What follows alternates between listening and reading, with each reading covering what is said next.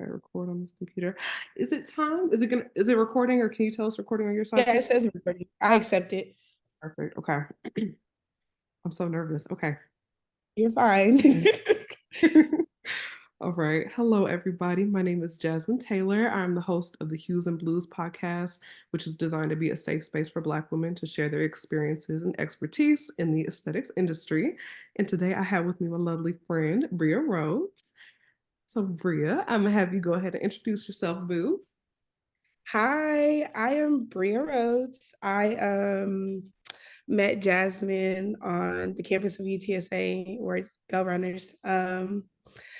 I study biomedical engineering, and I'm just very happy to be here and share my experiences and expertise.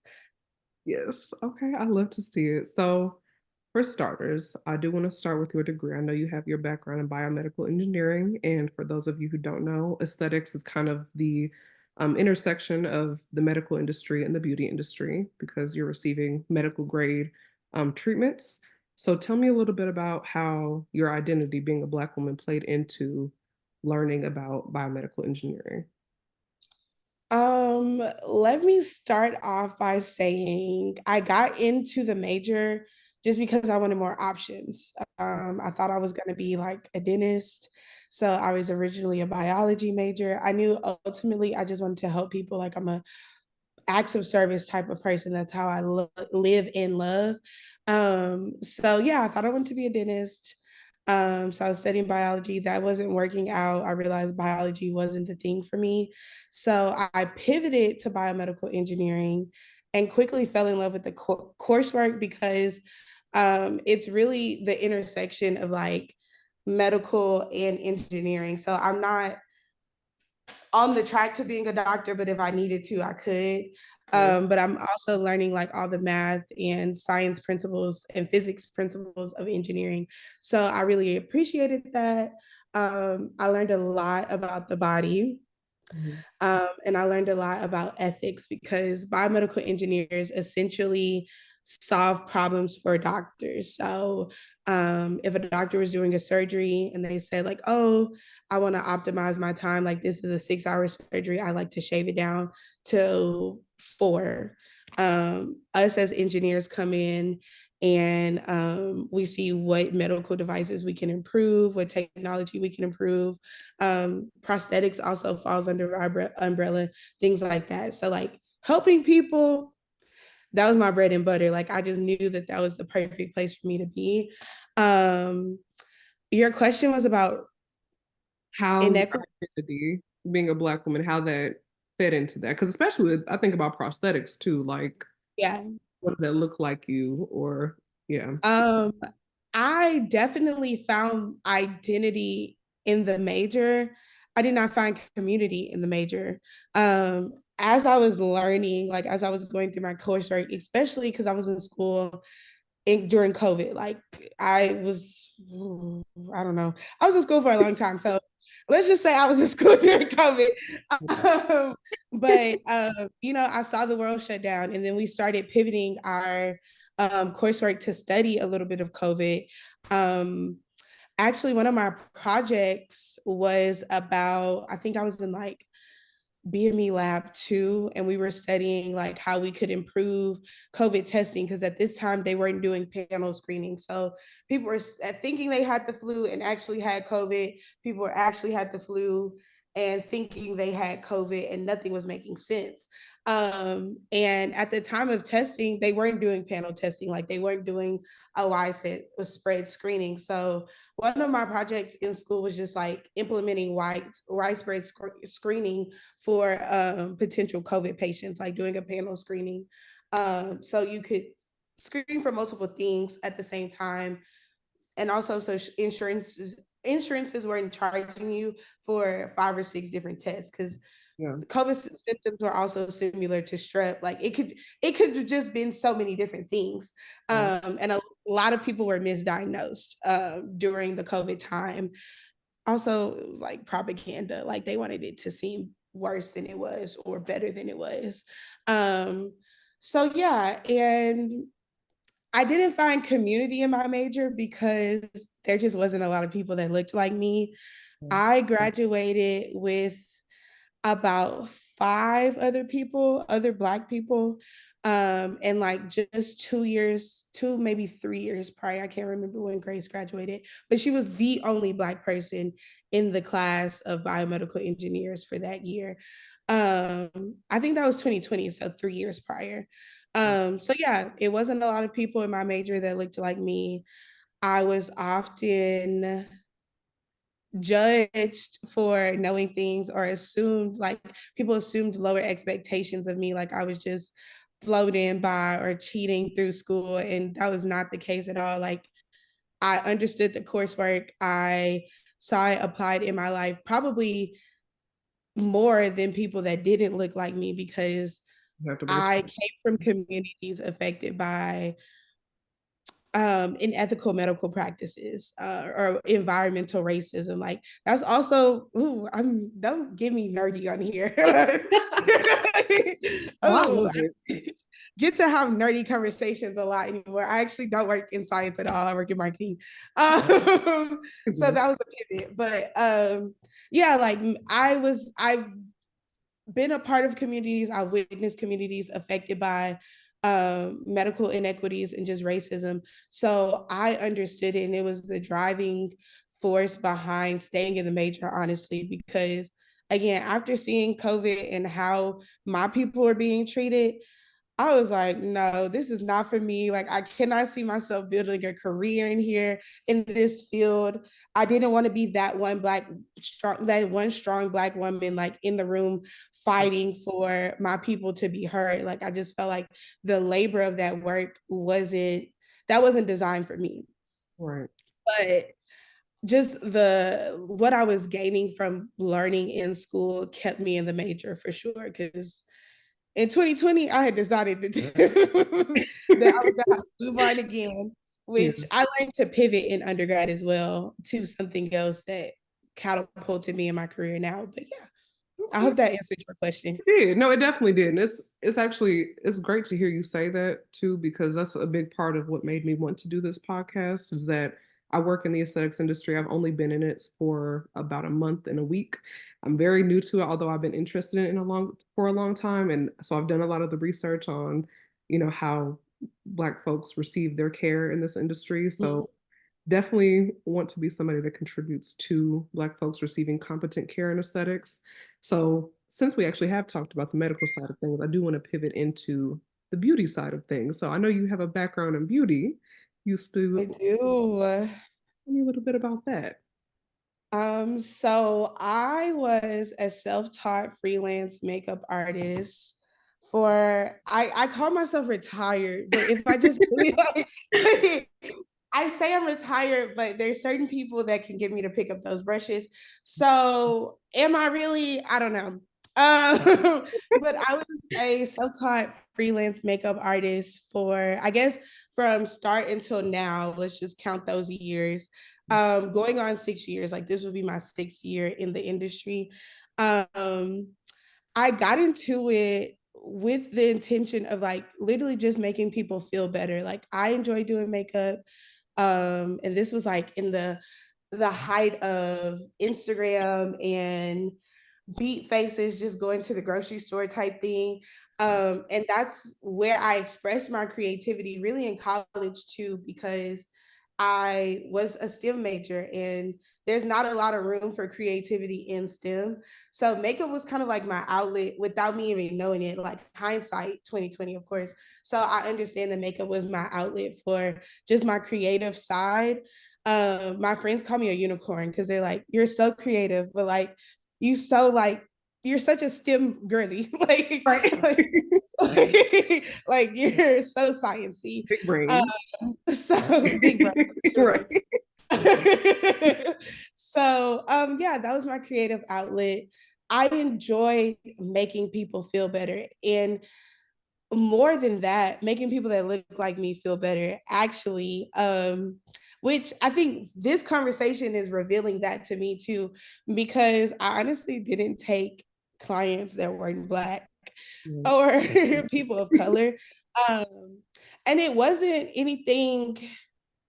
I think one of the reasons was I wasn't super confident, which is so crazy thinking about it because another makeup artist will say, I don't take clients of color because I'm not confident in doing their makeup. And I'm like, I don't take clients of fair skin because I'm not confident in doing their makeup. That's Like crazy. I know, Yeah, right? you see all the time. You see it all the Yeah. time with Black women, like Like, models, not receiving good makeup, and then yes. I watch TV. I'm a TV person. Like I love TV shows. Um, And I was just watching Law and Order, and Viola Davis was like one of the guest prosecutors on Law and Order in their earlier seasons. Like, of course, the budget, the knowledge, and all of that has increased since then. And her makeup looks a mess. Like, it looks so bad. And I'm like, who was on set doing this lady's makeup? Or who, like, once she got off out of hair and makeup, who said, yeah, let's put her on camera, like looking like she looks, and she's not, like, she's a beautiful woman, but y'all just did not enhance her beauty at all. Y'all did not make her camera ready. And like, it was infuriating me to see this because I don't even know like all the tricks and the trades of like doing camera ready makeup, but I know that my little Maybelline and what I have would have done wonders back then. But they really didn't even have access to makeup like that, or makeup for people of color. Like I used to do theater growing up, and that makes the sense. fairs. I could see you doing theater. Yes, yes, I did theater for a long periodically time. Okay, up until I came to college. But the fair skin range, like, and I went to a predominantly white high school. So there wasn't a lot of black kids in the theater program with me either. I think out of our graduating class, it may have been like five of us that were theater kids. So it wasn't a lot of us. But the range for the fair skin, this is Ben Nye or Bill Nye, Ben Been Nye, nine. It's been Bill nine. Nye the science guy, Ben Nye the makeup guy. The make- Um, the range for fair skin tones, crazy. Our kid would come in, we were getting the deep dark. It didn't matter if you were. This is also something that I've learned since graduating. A lot of people don't consider me dark skinned. I have light skin mama, a light skin older sister. I have always been dark skinned, just of my perception of myself. I'm not even dark skinned to most people. right. I don't get into the debate. Like I don't care that much. Right. But I was getting like shades, the color of this dress, somewhere in between here. That's that doesn't work for me. And yes, I should be 2 to 3 shades lighter for the stage lights, but that's still not even my shade. But the range for darker skinned people, we may have had 3 or 4 options. At that. And then So anything with a melon, like that one drop rule was doing numbers. yeah. Yeah. Um, so I'm sorry, I got off on a tangent, but yeah, what were we talking about? Oh, Doing I makeup. mean, you answered my question before I even asked. I was going to ask, like, how did identity play into, your experience in the beauty industry? But that you said a lot, like shade of. Sorry. No, that's Sorry, good. just blabber girl. It flows. I knew it was going to. Okay. That's perfect. Um, and again, another reason I wanted to get into the aesthetics industry is because I wanted to make sure that if folks that look like yourself or look like me, look like my cousins, my granny, come into Mhm. a medical spa, they receive care that makes sense for their skin tone because it can be very dangerous if they don't. And so Very. with that, we're going to shift now. We talked about medical, we talked about beauty. Now we're going to meet in the middle and talk about aesthetics. Okay, cool. The aesthetics industry can include anything from like a day spa setting, like, receiving facials to receiving waxes, injectables, peels, advanced beauty treatments. So tell me about your experiences receiving aesthetic treatments. So I happen to be a plus size girly. Um, my like dress size on a really care about sharing. It fluctuates between a 2 to 4x. Okay. So I am a plus size girly. Like I'm very aware of how I look. I have always been plus size my entire life. I come from a heavier set family. So that's nothing that's foreign to me. Mhm. But receiving services can sometimes be hard. And I try to, like, I'm the type of person that's loyal, and I'm not loyal necessarily because I like this person so much, but it's this person doesn't make me feel like I'm a burden or a bother. So, still to this day, I go to, if I need a pedicure, I may get one in San Antonio, but it's like, I really need my feet done. I try to time my pedicures around taking trips home. The lady that's doing, which is Galveston County, 4 hours away. But the lady that does my pedicure, I've been going to her since I was in high school.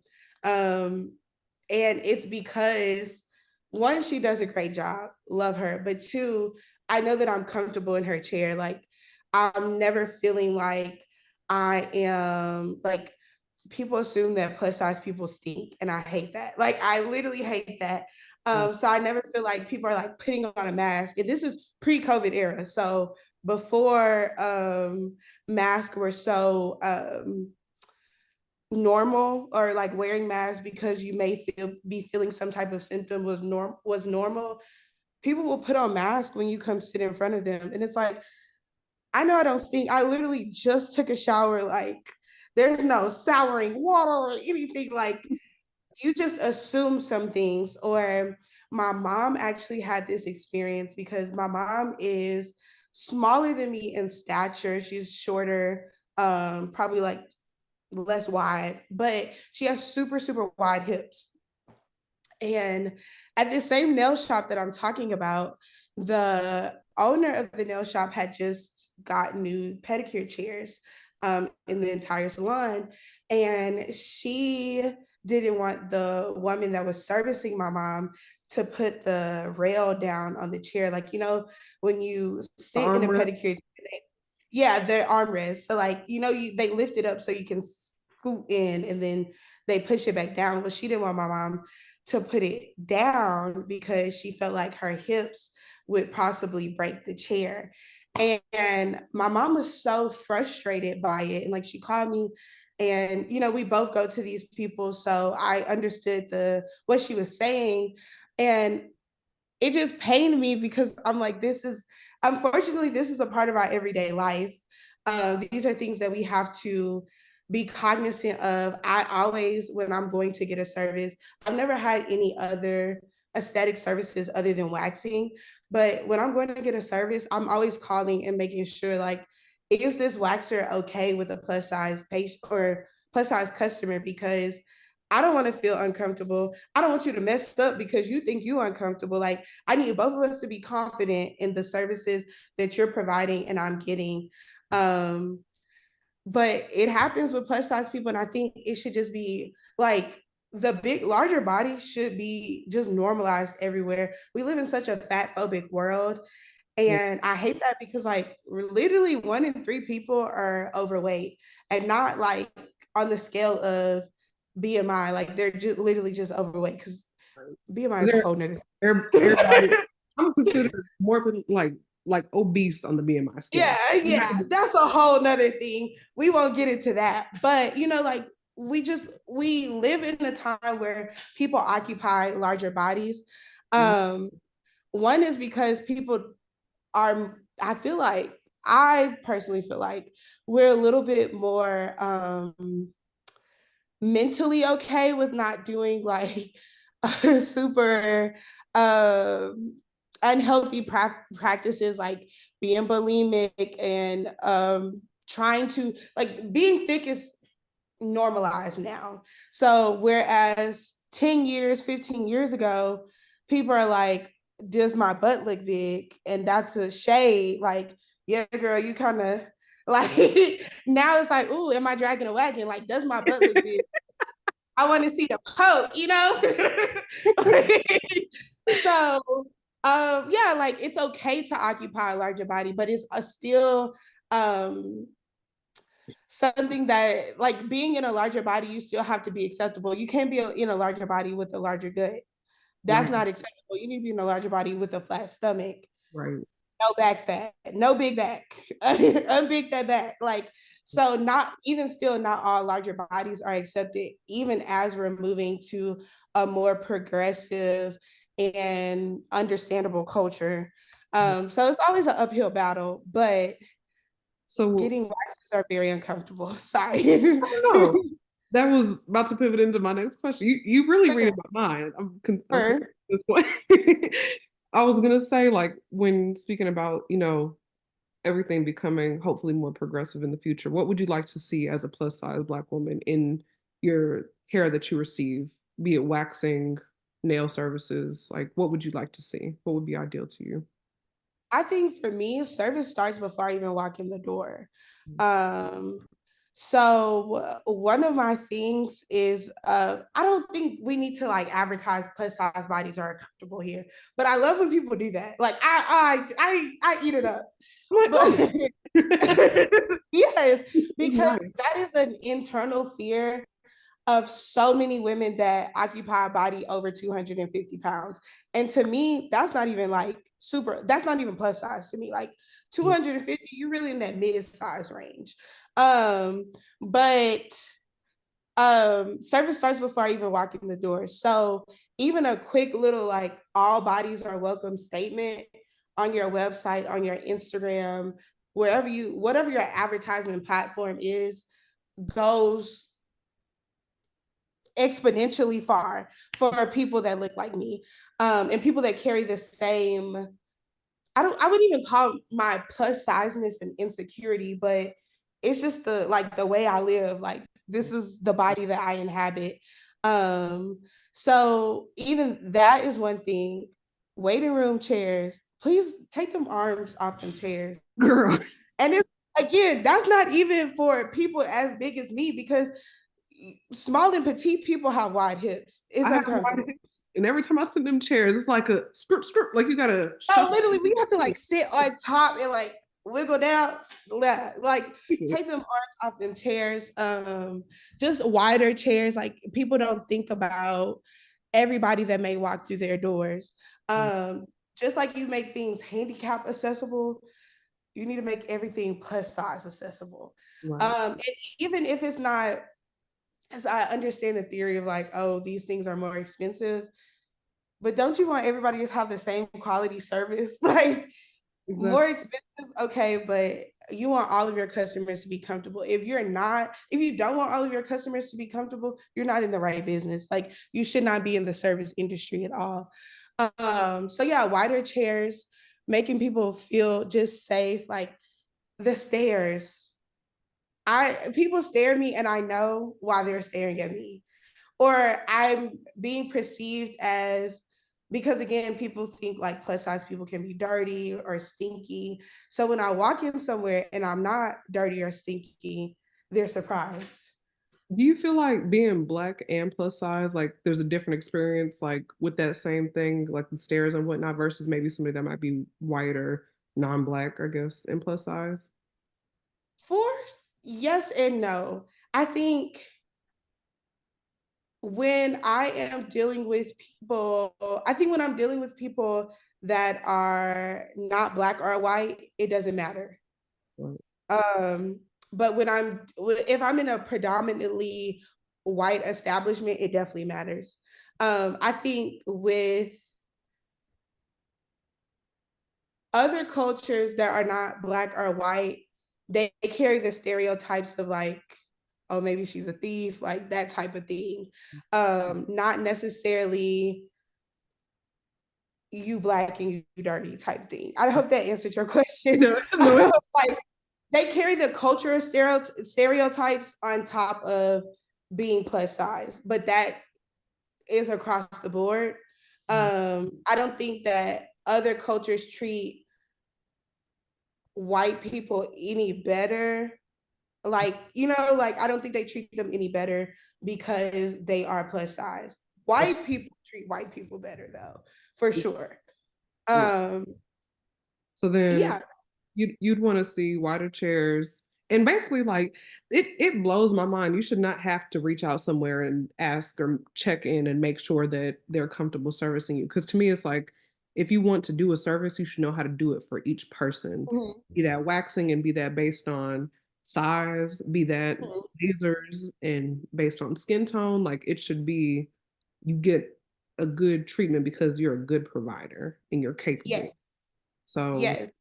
And I appreciate people that are transparent and honest and just say like, hey, I've never dealt with a body type like yours, or right. hey, I've never, even like with doing makeup, my first like, because when I started doing makeup, I was literally only getting darker skin clients. I remember saying when I had my first lighter skin customer, and I was like, oh, I need to go buy a shade range outside of deep dark, you know? Right. Uh, and I was very honest. I was like, hey, I've never done makeup on a lighter skin person. And normally I would like call one of my friends and practice real quick. It didn't happen that way. Mhm. So she was like, okay, like I trust you. I think you'll be okay. But I'm just letting you know ahead of time, if something goes south, like please just be patient with me because I've never done this before. So that type of thing I appreciate. It goes a long way, but to fake the funk is not okay. Like it's not okay at all. And to make me feel like I'm a burden because you don't know what you're doing is also not okay. That's tea. Okay. Okay. No, I can appreciate that. And I think that's actually that's a great stopping point as well. We Yes, were at that yes, time, right at that time. But no, I perfect. agree. I think it's a good thing that to be honest, like if you haven't treated somebody of a certain tone or whatever, and you feel like you need to take your time with it to make sure you're doing it right, that's at least respectable because Mhm. you may be new to this, but you're gonna figure it out and you're gonna figure out how to give me the care that I deserve. So that's great. And I will say, if I could just say one more thing, Yeah. people, if you are honest with people, people are invested in your journey. That's one thing that I learned when I was on the service side of things. When I was honest with my clients, they'd be like, okay, girl, take your time. And I'm like, oh, like, let me offer you a discount. Like, I personally don't feel confident in this. I know you may feel beautiful, but I don't think this was my top quality of service. And those were the clients that consistently came back. That Uh, when I was just transparent and saying, like, this is my first time doing this. I'm literally self-taught, learning, whatever. And I know in aesthetics, you have to have certifications, approvals, all of that. But you still may not get that experience while you're in school. I promise. Uh, We're gonna get into that this season. I believe me. so yeah, those type of people are the ones that are always going to be invested in your journey. Yeah, I love it. Okay. Well, girl, it's the end already. That was quick, but I want to just thank you so much for Oh, showing up today. Huh? you're really right on 20 minutes too. Oh no, I set a timer. I did. I Okay. made sure. But yes, I appreciate you so much, Bria, for coming and speaking on my first episode of Hues and Blues. It's season 0. I'll get into a next episode why we calling it season 0. But yes, thank you so much for being here today. I Of appreciate you. course. I can't wait to see where this goes. I'm so excited. Okay, I'm gonna go ahead and stop this now. Thank you so much, Boo. Okay.